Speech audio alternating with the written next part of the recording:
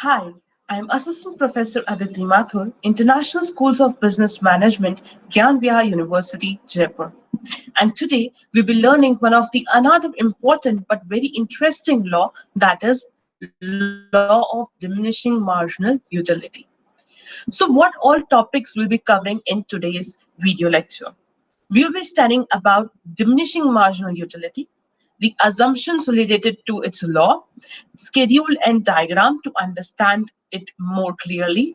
Then we will be also looking forward for the relationship between the items, and then followed by the importance and limitations of law of diminishing marginal utility. So let us just first understand what is the law of diminishing marginal utility. So the law suggests that as more of the product is consumed, the marginal, that means your additional benefit to the customers, fall. Hence, consumers are prepared to buy less. Most benefits is generated by the first unit of the goods consumed because it satisfies all or the large part of the needs and desire. So what they are saying is, as and as you will be consuming more and more of product, you will not be willing to pay more for that. That means you will not like to buy that more product, right? So what does it say? Let us just go through it once more. As more the product are consumed, the additional benefit received by every customer start falling, and hence consumer will like to pay less, right? So when you will purchase the second unit, you will generate less utils, perhaps even zero, when that the consumed have more less and less desire. So now what actually happens is, you are eating one chapati, okay, two chapati, okay, third chapati, you will be satisfied with your hunger. You will not like to have one more chapati, right?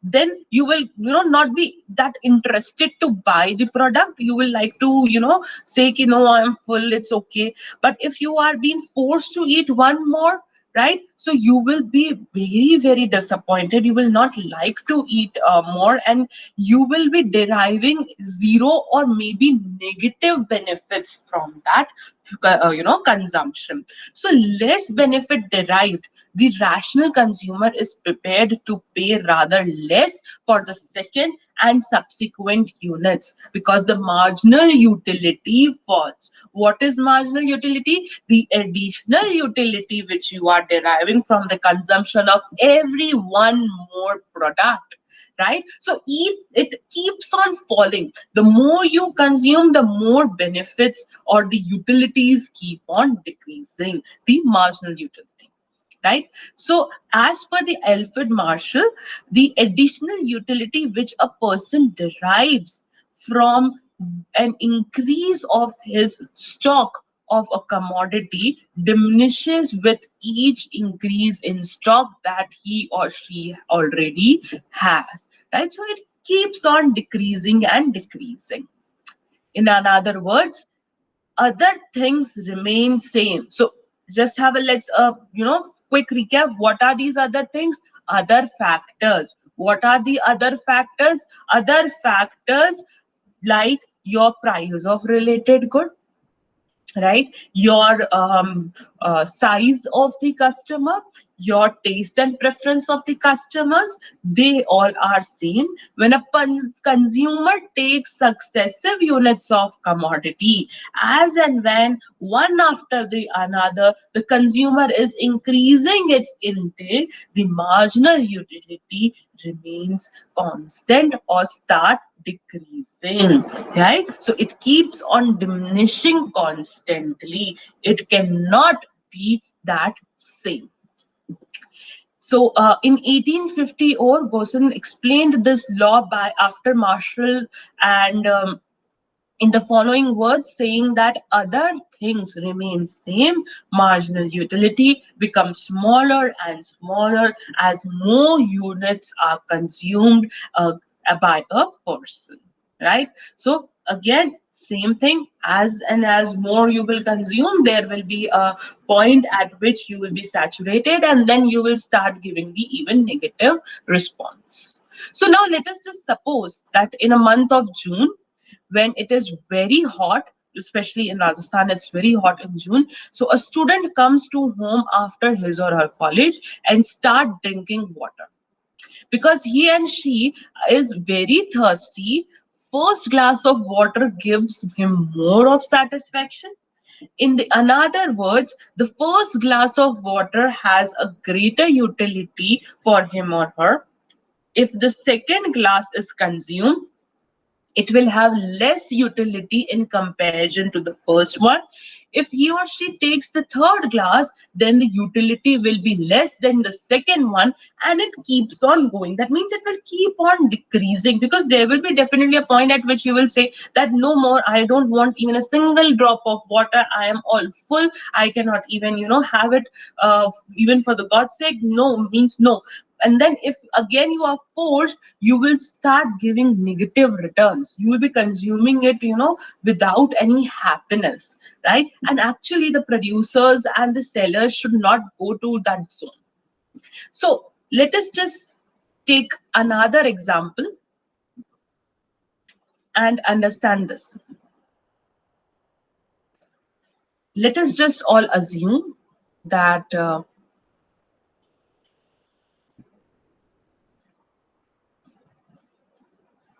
Mr. A, he have a coupon in which he is given an opportunity to go 5-star restaurant and enjoy lunch buffet, right? So he's very happy, Mr. A, that, oh wow, I'm going to go to the 5-star hotel, and that too a lunch buffet coupon totally free. So what he did, Mr. A is, on fast from a day ahead, right? So he is one day fasting because he wants to enjoy. Generally, people are very excited. So don't need lunch or dinner if they are doing the breakfast or dinner. So what he is like, he is onto the safe side, that I want to enjoy the food, a really good restaurant food, that too a buffet. I don't want to take any risk. I will eat each and every item I can. So I am on fasting for one day. He is all set and all prepared to enjoy the food in that restaurant, right? So he went to the next morning and he take a lunch buffet around 11 o'clock itself. He starts because he's fasting, right? So 11 o'clock itself, he rushed to that hotel and he's like, I want to, redeem my this coupon. So give me the services. And the restaurant people were ready to entertain him up. So he went and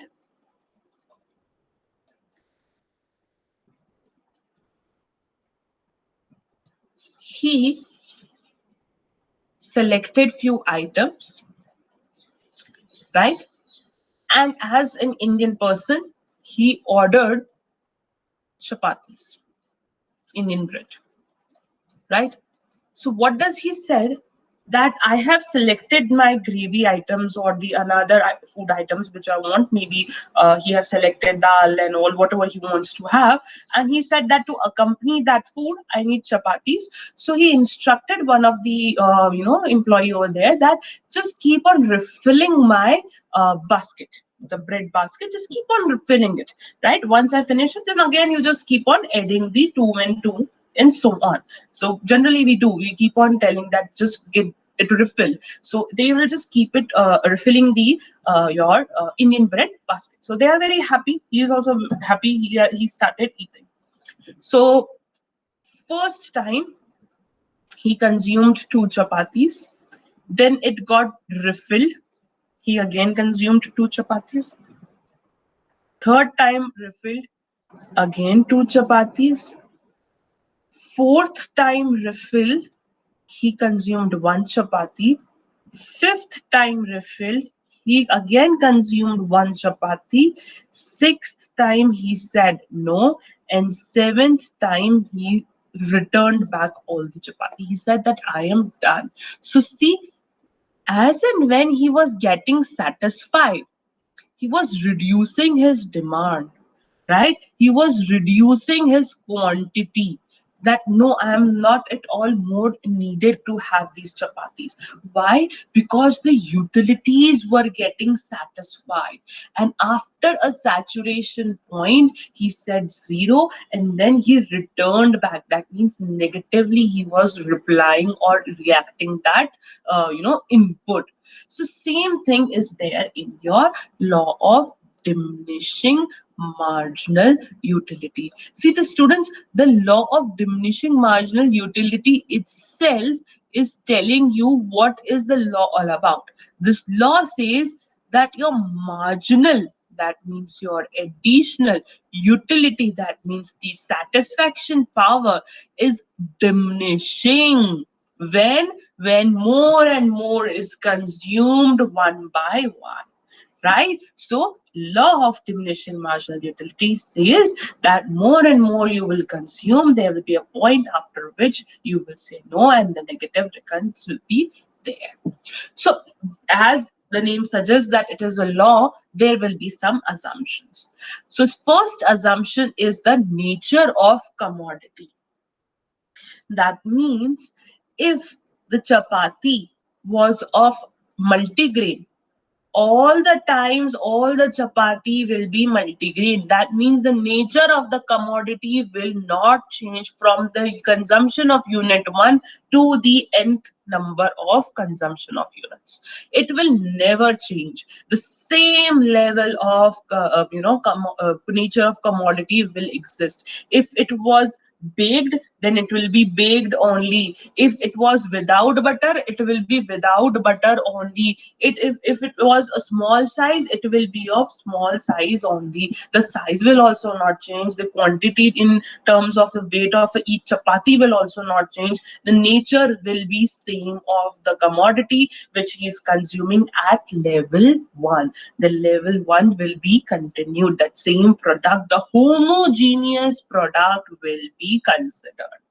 right? So assumption number 1, nature of the commodity. It is assumed that the nature will not change. Then come reasonable units. He's saying that this law can be only applicable or can be understood and analyzed only and only when there are reasonable units of it. Like 1 chapati, 2 chapati, 3 chapati, 4 chapati. That means you can easily count the units. Like 1 glass of water, 2 glass of water, and the glass is also like 500 ml or 650 ml or 100 ml. Whatever it is, it can reasonably measured, it can reasonably counted, right? So the law says that for the units, it has to be reasonably units.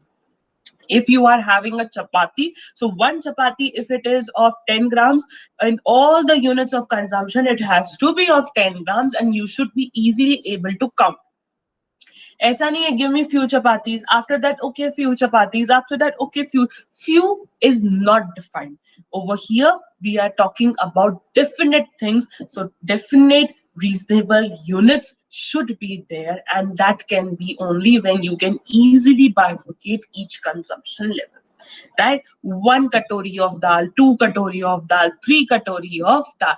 It is not like that, okay, give me as much as you can. No, don't be unreasonable, be reasonable, be definite with the measuring terms. Then come continuous use. That means the consumer should use it in continuous way, right? Like if I have started my work or at 1 o'clock, I have to continuously do it, consumption of my product, right? There should be no breakage in the time gap. It has to be followed continuously. That means if I am sitting and I'm having 1 glass of water, then continuously, simultaneously second, simultaneously third, simultaneously fourth, simultaneously fifth glass of water. There should no gap or no break between 2 consumption levels. If it was 1, 2, 3, 4, 5, it has to be in that fashion. You are not supposed to take even a short breaks. You have to consume it. Then only. Because remember, beta, हमने कहा था in the beginning, in that example of glass of water, if let's suppose that student is coming around 1 p.m., he is having 2 glasses of water, right? After that, when he will consume a glass of water at 5 p.m., definitely there will be no comparison, because you have to compare it at that very moment, because till 5 o'clock again he can be thirsty, beta, right? So that's why we are saying that the consumption should be, on that very moment itself, continuously, without any stoppage, because the nature might change of the consumer, because he was thirsty at 1, then he might also be thirsty at 5. So you will not be able to see that differences which this law wants to teach you.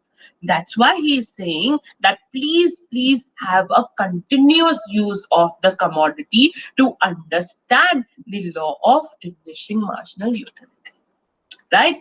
So now the fourth one which we have missed. The fourth assumption is no change in income.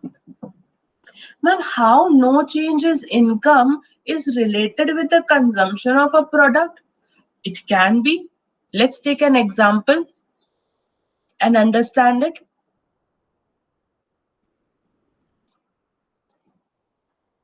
The student was in hostel.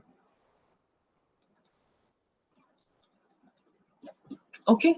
So when he was drinking the glasses of water,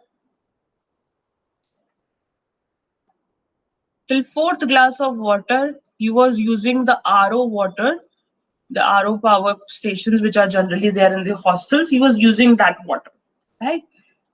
All of a sudden, if he gets extra money, don't you think that there are probability that on 5th, 6th, 7th, 8th unit, he might have mineral water,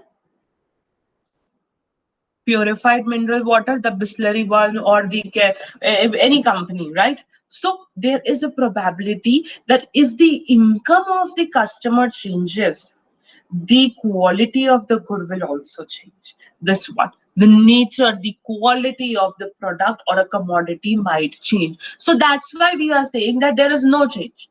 There will be no change. You don't have that much of extra amount. You don't have no extra amount with you to go and buy a new advanced version commodity. No, if you are having an RO water, just have it the RO water till this entire study is done.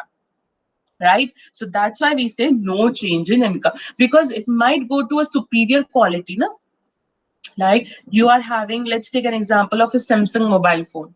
If all of a sudden some of the relatives give you Diwali gift or something like that in cash, you will like to go ahead and buy some advanced version of that mobile phone. Maybe in that same company, or maybe a better company, or maybe you might, you add on few more money and go for Apple. Right? So that's why no change in income is your one of the assumptions of law of diminishing marginal utility. Then comes no change in custom, fashions, etc. That means the way everything is going on, it has to be that fashion only. It has to be in that custom only. There is no change in fashion custom. Before, if I was wearing blue jeans, then my entire life I am going to wear blue jeans only. Right? There is no rules and regulations going to change in that family. No, from today onwards or from tomorrow onwards, no one in the family is going to wear blue jeans. Everyone in white jeans. No, there is no such change, because definitely na beta, agar white jeans agar ho jayegi, you will not buy the blue jeans. You will stop buying it at that very moment, and we will not be able to understand the law of diminishing marginal utility. At that moment itself, the law might stop. You will not be able to analyze the units. Then come rare collections. This is one of my favorite example which I'm sharing with you right now. Let's take an example that my father has gifted me a diamond ring. Okay, I am happy. He again gifted me a one more diamond ring. Same diamond ring, huh? I'm again happy. Again, same diamond ring, no change in that. Same size, same quality, same amount, same design, nothing, same company, same bill. But again, one more third unit, I will be again very happy. I will never ever say that I am dissatisfied or no, don't give me any more. I will keep on collecting. Okay, Papa, one more. Okay, Papa, give me one more. I will have more and more and more, and I will be very happy, right? I will never say that I am decreasing my utility because it's a rare collection data. So the rare collection items, this was just an example of the diamond, but your other gold jewelries, right? Your antiques, your rare paintings, right? They all are in that category, rare collection. Those who are bit rare in nature, and you cannot consume it again and again. And but if someone will give you even 10th time I will get the gold ring, I will never say to my papa that no, dad, don't give me any more rings, I'm done, I'm satisfied. I'll be very happy. I'll keep on asking, oh Kacha, you're not giving me one more, give me one more. So what is this? This is the assumption that you are not using any rare collection item to study this law, because this law does not apply in rare collection. Then the seventh assumption is no change in characteristics. The same point which we have studied in your nature of commodity, in that same way, that the characteristic of that commodity will not change. That glass of water, that same glass will be there. The glass will not change. It was a cold water, it will be cold water, same temperature. Even temperature degrees should also not change. It should be same. If it was 10 degree, it will be 10, 10, 10, 10, 10 forever. So the water, the nature of or the character of that commodity should be same. There is no changes in that. If it was a boiling water, it has to be boiling water always, right? If it was a chilled ice water, it has to be chilled ice water. If that glass of water was having 3 ice cubes, so it has to be all the time 3 ice cubes only, right? So there should be no change. It should be Xerox copy all the time, right? The one of the way you can understand is that it has to be Xerox copy, just same replicant one, right? Then come the eighth assumption. It is no change in stock of other people. That means because of your consumption, there should be no change in the stock of other people, right? So that is also one of the assumptions, that if I am consuming, that doesn't mean that one of the other person is losing something. They are also having the same thing. I am also having the same thing. We all are happy. We are in a happy world, right? There is no tutu meme in this. So let's just have a quick recap of all the assumptions. Number one, nature of commodity constant. Number two, reasonable utility units should be there. The units should be countable. Number three, there should be a continuous use of the commodity. Number four, no change in the income level. Number five, no change in the customs, fashions, etc. Number six, rare collection is exception. Number seven, no change the character of the commodity. Number eight, no change in the stock of other people, right? So now this is an explanation of each and every thing which I have discussed right now, like the nature of commodity. There should be a no change in the nature of commodity, right? Like if I have taken an example over here, that if first mango is to be better with while the second is better, then the utility may not decrease, right? It happens sometimes with the mango. Some mangoes are very sweet, and it comes all a random.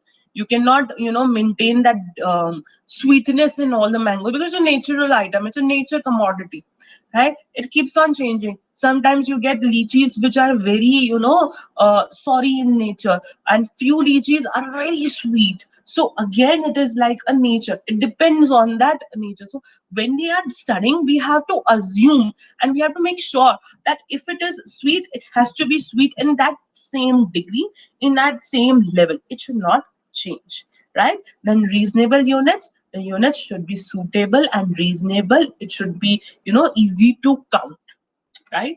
Then continuous use should be continuously used. There should be no interval between the consumption. If there is an interval, it has to be used at the same level. 1 minute gap, so 1 minute, 1 minute, 1 minute. It should not be 2 minutes, then 3 minutes, then 1 minute. But it has to be a common interval between the consumption. If it is the there is a breaks in the consumptions, right? Then it comes to be the no change in income, because if there is a sudden change in the income of a customer, the law may not apply, because he or she will move towards the inferior or the superior good. It depends on the situation. If you get demoted, or you get rusticated, or you get thrown out of the organization, then definitely you will not be buying that item or a superior item. You will be going out for the inferior one. Then no change in the taste preferences and the fashion and the customs of the commodity. Rare collections like diamonds are one of the rare collections. This will never ever be a except part of your diminishing marginal utility. I cannot say it will be diminishing, to always be increasing marginal utility. If you go with the rare collection, you will be always happy to have more of rare collection. I'll be very happy to have the MF Hussein's paintings in every wall of my house, because this is one of the rare collections, right? Then no change in the character. There should be no change in the character of the commodity. If, let's suppose, if a consumer develops a taste of wine, that every next unit of wine may increase, right? So the marginal utility should be in such a way that there is no change in the character of that commodity. Then no change in the stock of the other people also. So if the number of telephones increases in the city, the marginal utility automatically increases, because you will also be happy to have one more phone. You will always be happy to have something more or extra. Now let us just understand the law of diminishing marginal utility with the help of a schedule and diagram. So we will be continuing that same example which we took, that a student in the month of June is coming and he is very thirsty and it's very hot and he's having a glasses of water. So subsequent glasses of water's data was recorded, and when we recorded that data, it is the way it is showing. They are saying that at the level of glass 1, the student said that I have 10 units of utility. At glass 2, he said I am 18 utilities satisfied. Then at 3, he recorded 24th utility. At 4th unit, he said 28. 5th, he said 30. 6th, he said 30. And 7th, he said 28. And later on, he might even say that, no, please don't go. So see, the units, as the unit of consumption increases, right, your utility also increases. Can you see? 10, 18, 24, 28. Then it becomes constant. They are equal. And then it starts falling. So I told you, you will keep on having one chapati. Okay, 2 more, 3 more, then 1. And then later on, he will be like, no, please don't give me. I'm done. Right? So this is the same way. He said that 10 satisfaction, 18 satisfaction, 24, 28, 30, 30, and 28 utilities are with me when I'm consuming the glasses of 7 glasses of water. Now, let us just calculate the marginal utility. We all know the formula of marginal utility. The formula of marginal utility is the difference between the two total utilities and the level of output. So it is actually always TUN minus TUN minus 1 divided by N minus N minus 1, right? Or you can also write delta change in TU divided by delta change in N, right? So at the first level, it will always be 10 because there is no above data available. It will be 0, so you will just do it. So you will get the 10 unit over here. Then for the 18, your calculation will be for the second. We are doing it for the second one, this one. So your calculation will be 18 minus 10 divided by 2 minus 1, which will give you 8 divided by 1, which is equal to 8. Now at the third level, your mu will be 24 minus 18 divided by 3 minus 2, which is equals to 6 minus 6 divided by 1, which is again 6. At fourth unit, it will be 28 minus 24, which is 4. Then at fifth, it is 30 minus 28, which is 2. At sixth, it is 30 minus 30, which is 0. At seventh, see over here, we are doing the calculation for the marginal utility at the seventh class.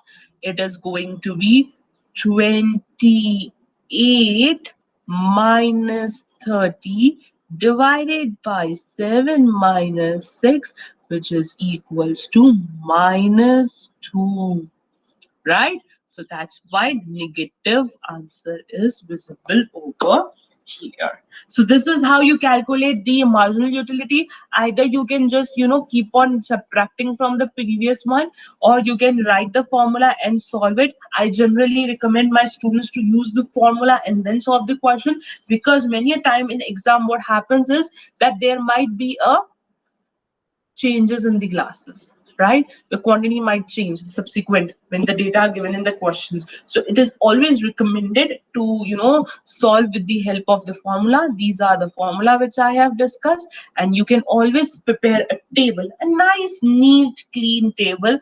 Whenever you are preparing a table, please use proper scale, pencil and pens to do it. You should also have a neatness in your paper, so that you can, whenever refer to your notes again, you will be happy to study from those. Don't use the same pen, just drawing it and again just using it like a pencil, and that pen is also used like a scale many a time by the students. So please don't do that, right? So please be very careful while you are doing these types of schedulings in the graph, in the economics. It has to be done with lots of neatness and with lots of very labeling. The things should be properly labeled. See, glasses, total utility column, and the marginal utility will be properly labeled, that what you are writing, right? What represents what, which column, which row represents what, so that whenever you solve the questions, it will be very easy for you to get the answer.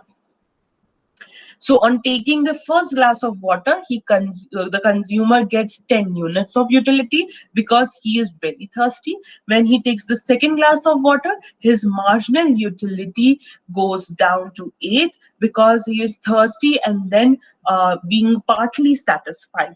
This process continues until the marginal utility drops down to the 0, which is saturation point. But taking the seventh glass of water, the marginal utility becomes negative because the thirst of the customer has been fully satisfied, right?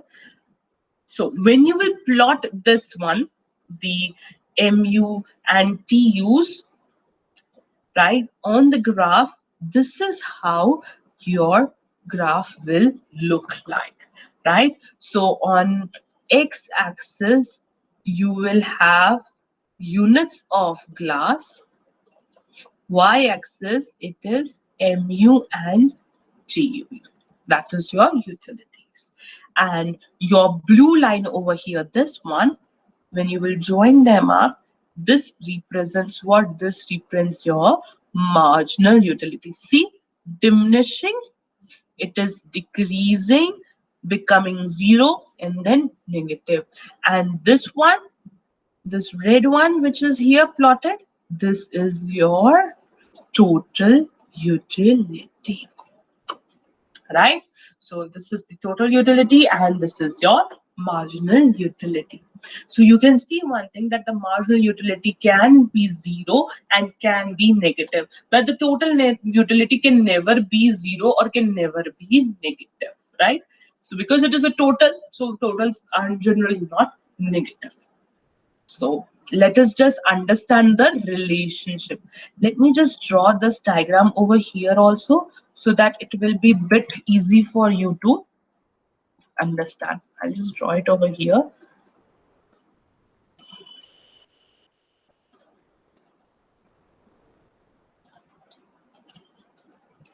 So um, this is your mu, and with the white one I am representing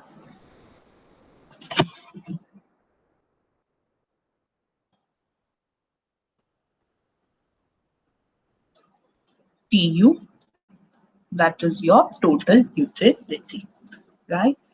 And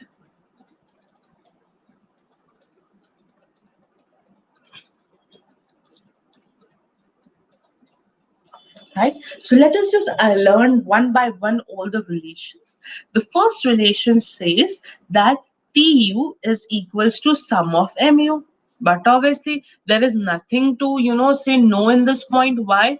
Because see na ma'am, tu, that is total, is always sum of mu. 10 plus 8, 18. Then your 18 plus 6, 24. 24 plus 4, 28. 28 plus 2, 30. Right?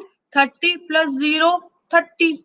30 minus 2, 28. So it is always the sum of mu. First point proved. There is no point of discussion in this point, because when we are saying that mu is equals to tu n minus tun minus 1, that automatically means na the beta tu is equals to summation of mu's. So this is the first point. The second relationship says that tu increases as long as mu is positive. See the graph, what it is saying? Tu increases. Okay, my tu is increasing as long as mu is positive. Huh? See, the moment it is increasing, it is also positive. We can see the graph also. It is increasing when it is positive. So tu increases when mu is positive. Okay, the relationship accepted, point proved. Then the third relationship says that when mu is 0, tu as its maximum. Let us just check. Mu is 0 and tu at its maximum. Let us just check the schedule. See, mu is 0, tu at its maximum 30. Again, our point, that is our relation number 3, is also verified. The fourth relation says that when mu is negative, tu starts diminishing. Again, a valid point. See the graph. Mu is becoming negative over here. This is a negative side of the y-axis. It is going down, and your tu has also start diminishing. That means falling. If you see the graph, see, it is negative and it has started falling. So yes, we can say that these 4 points of a relationship between tu and mu has proved, because we have seen it in the schedule also and in the diagram also, and we can ourselves verify and check that yes, these relationships actually exist between tu and mu. Right? So let's have a quick recap. What are the relationship? Tu is equals to sum of mu. Tu increases as long as mu is positive.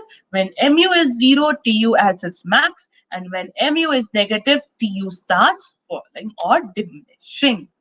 Right? So these are the very important points. Generally, the question comes of a 6 mark or 12 mark. Explain the relationship between tu and mu. So first you have to explain what is utility, then what is tu, what is mu, what is law of mu, law of diminishing marginal utility. Then you need to take a hypothetical schedule diagram, just explain it, explain that schedule, draw its graph, and then state these 4 points and prove it. This is the entire way in which your 12-mark question should be answered when we talk about the relationship between tu and mu.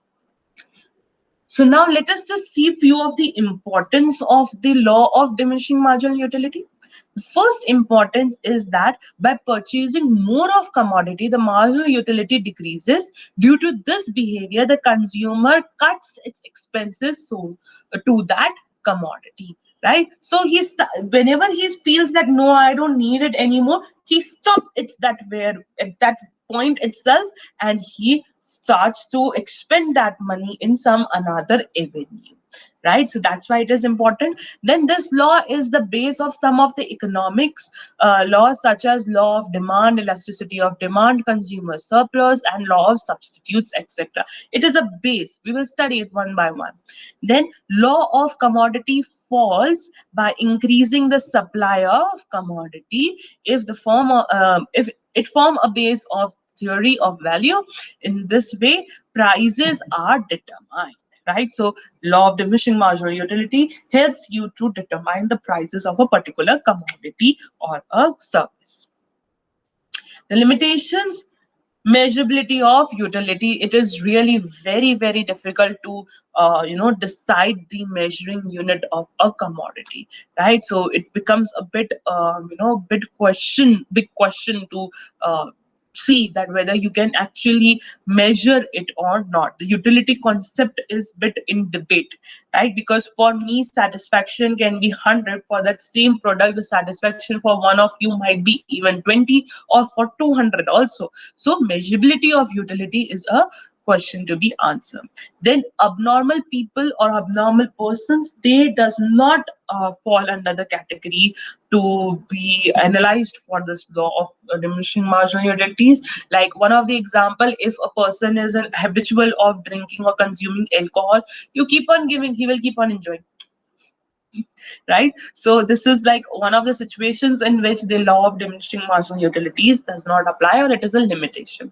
And the third is your the law assumes that the other things remain constant, right? So in our assumptions, we have studied what all were those other things, like your taste, habit, temperature, the nature of the good, the income. They all are same. There is nothing changing in the world. You are the same person which you were there at all the times, right? So this is one of the biggest assumptions and the limitation, because the moment income changes, you will move towards a superior item or towards the inferior item. The moment there's a change in fashion, you will stop buying those new toppers and you will buy a one which is good, or the latest in the fashion in the market, right? So you will go and buy that product. You will not buy that commodity anymore. So this is one of the limitations, or one of the things to be taken into consideration.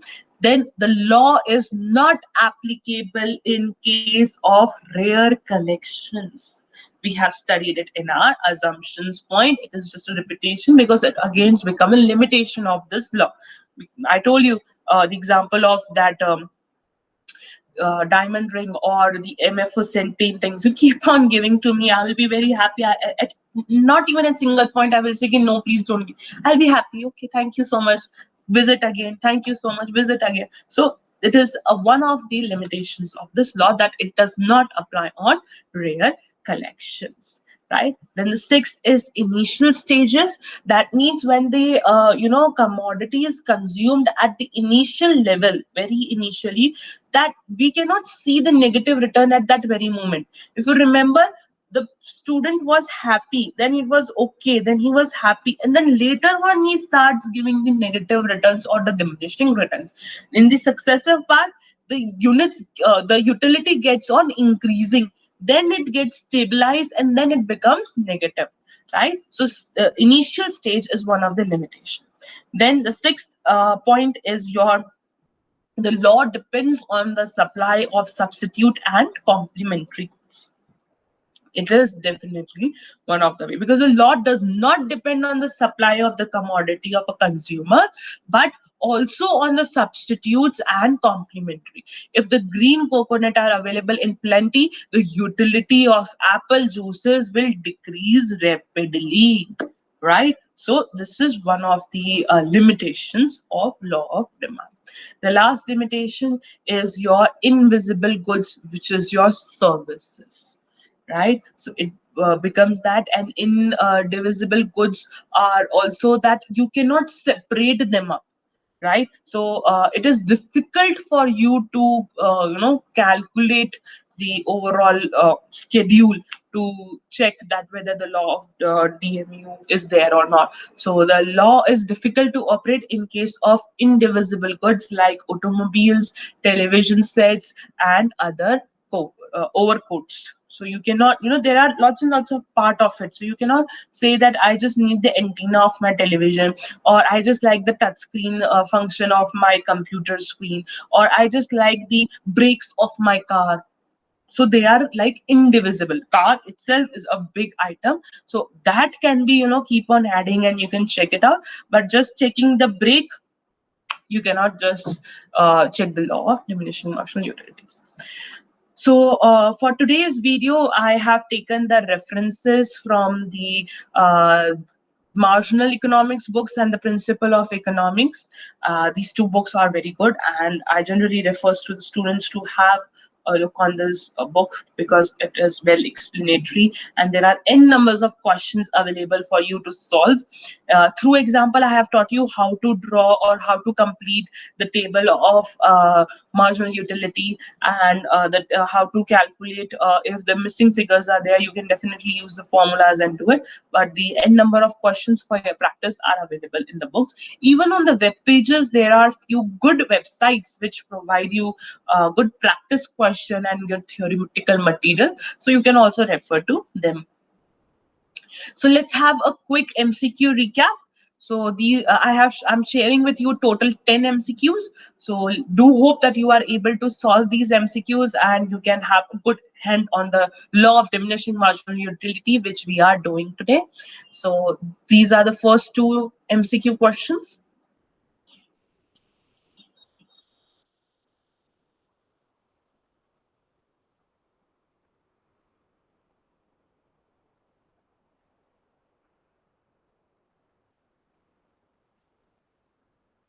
The third and fourth MCQ question.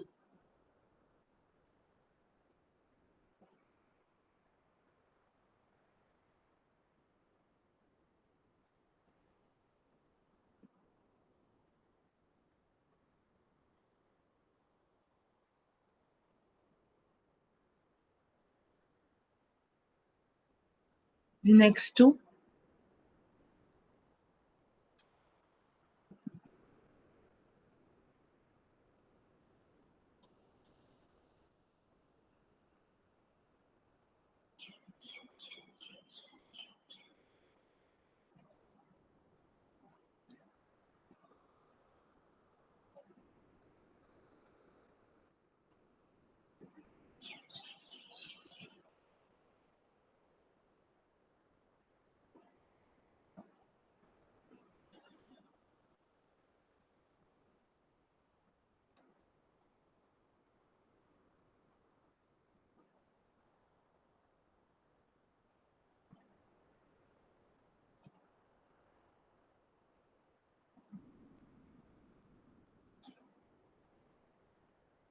So now let's just have a quick recap on what all we have studied today.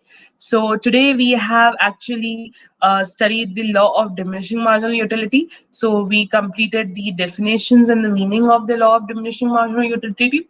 Then we saw an example and understood the concept. Then the assumptions, the 8 assumptions, we even looked at them in detail. Then we draw a scheduled and even a diagram. We learned how to calculate the marginal utility. Then we even plotted those figures of the schedule on the graph to see the curve, how the TU and MU curves are, projected on the graph. Then we understood the relationship between the TU and MU with the help of both graph and the schedule. And then we learned few importance and few limitations were also discussed, and we solved 10 MCQ questions. And I do hope that you have learned and understood the one of the very important law in the economics, that is law of diminishing marginal utility. Thank you so much for watching this video lecture. Thank you.